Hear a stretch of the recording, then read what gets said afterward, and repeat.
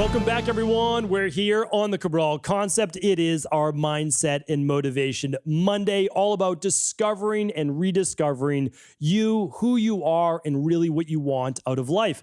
I'm telling you right now, if you begin to do the exercises that we talk about in today's video and podcast, you will begin, in my opinion, to start to see who you are in a new light. It will lead you down a new path in life. It does not have to completely disrupt your current life, but it is one that will ultimately lead to far more peace, contentment, and happiness. This is something that I had to do in my own life. I had to explore for myself. My 20s were certainly a time where I started to rediscover who I was, what I really wanted, and also, I would say in large part, what I didn't want in life. So I was able to give up a lot of things that I just decided were not right for me.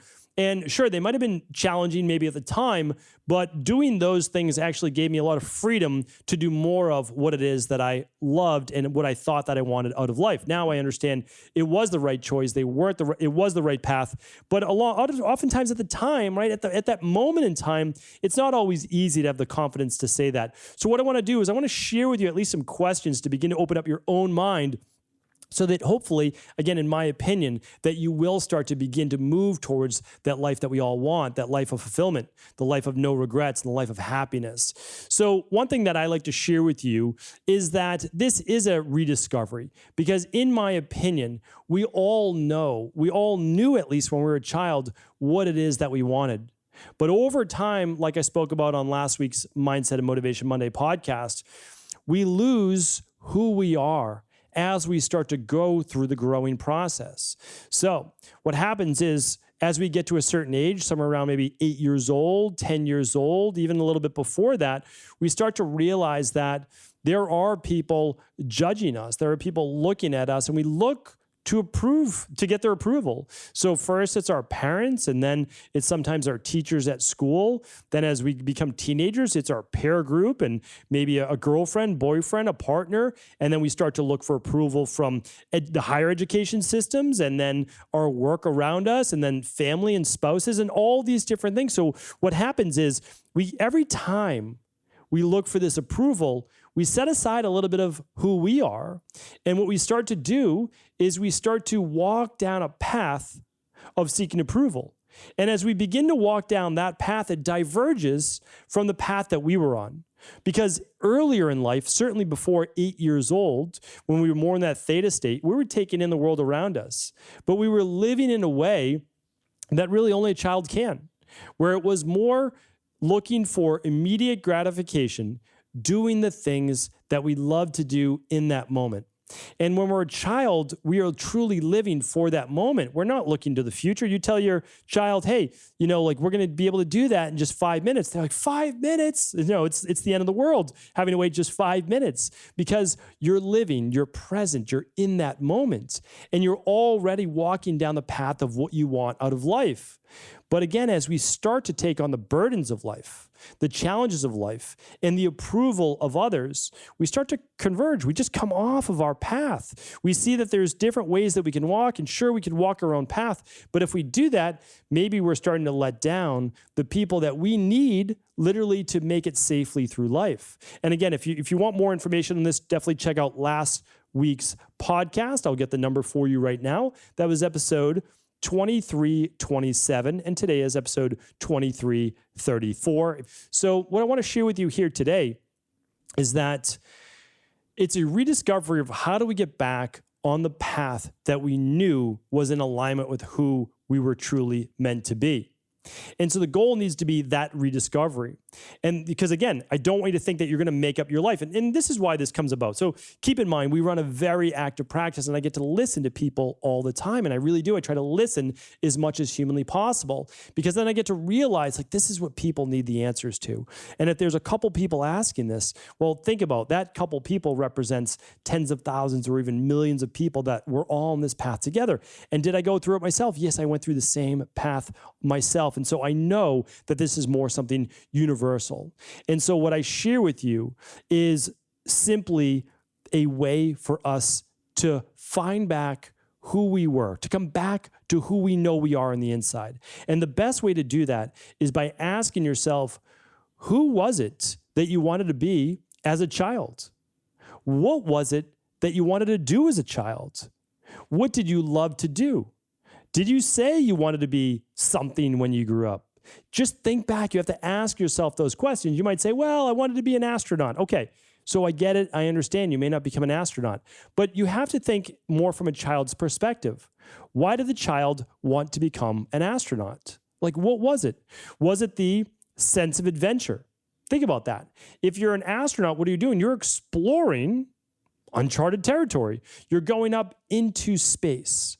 Or maybe they looked up to someone, or they were watching something, some type of documentary or show, and they wanted to model their life after that. Again, it's just one example, and it's only one thought, but I just know when I my own 2 kids, and I have obviously lots of nieces and nephews with all of my brothers and my sister, and then my brother-in-laws and everyone else. And so I just get to see this. I get to hear what they're talking about. And it's not typically one job, right? They want to do like 2 or 3 or 4 other things. And so even when I look at, like, let's just take my youngest daughter, for example. Okay, she wants to be a doctor. She wants to be a teacher. She wants to be a veterinarian. She wants to be a dancer. Like, there's like all these things that she wants to be. And so when you start to explore that, like, and you just ask, why is it that you want to do those specific things? Well, some of it is people that she may admire. So she liked doing dance class. She liked her dance instructor. She liked to be able to perform. Okay, she likes animals. She likes these different things. But really what we're talking about is, okay, someone who may want to go into teaching others, helping others, being in the front line with others, not necessarily behind the scenes, but actually one of those things. So again, these are only a few examples, but what was it that you used to talk about?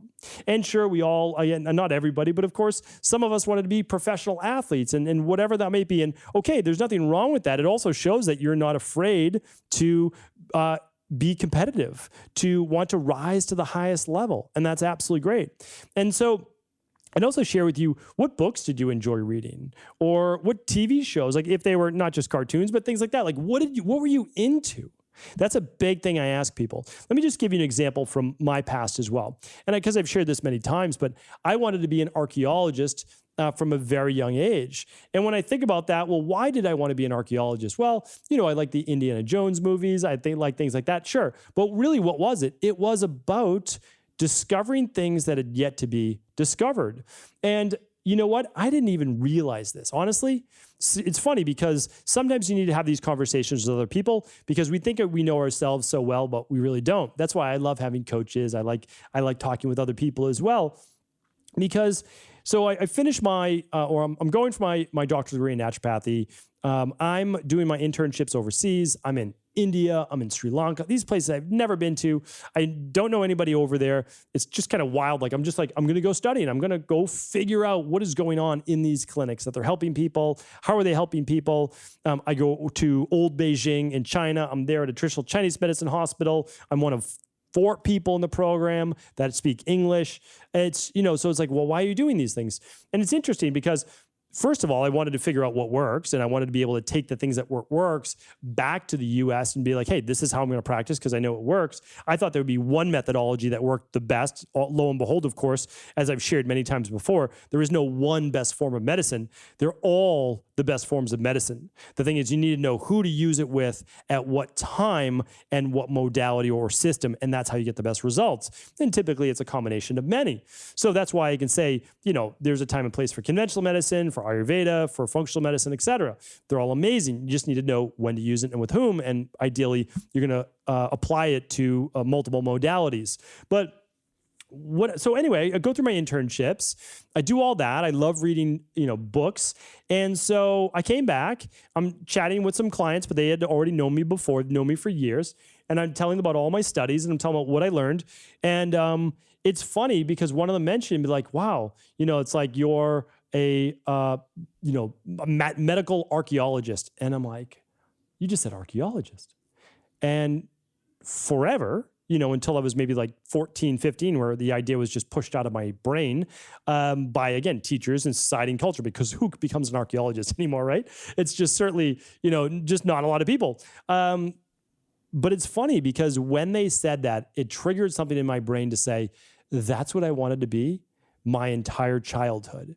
And I got to live that out and still do to this day by studying texts, and I love to read old texts that maybe we've skimmed over. Or maybe I'm not the only one, but maybe I'm one of a couple thousand people that are actually reviewing this. And so I love discovery. And the discovery of being an archaeologist just came through in my work as a naturopath. It's my work of trying to help people as an integrative health practitioner, trying to bring these modalities together. And I love being able to do that. But I also have always loved teaching. Every single job, I used to teach sailing to kids and adults as a teenager and through college for my summer work. I was a personal trainer. I was a nutritionist. I helped train other personal trainers. I helped their clients with specific nutrition. Like, these are all things that I've always loved, is the teaching and the discovery. So it's funny because I think that it doesn't have to exactly be maybe what you wanted to as a child, but what you can do is apply that love of whatever you had with what you might be doing here today.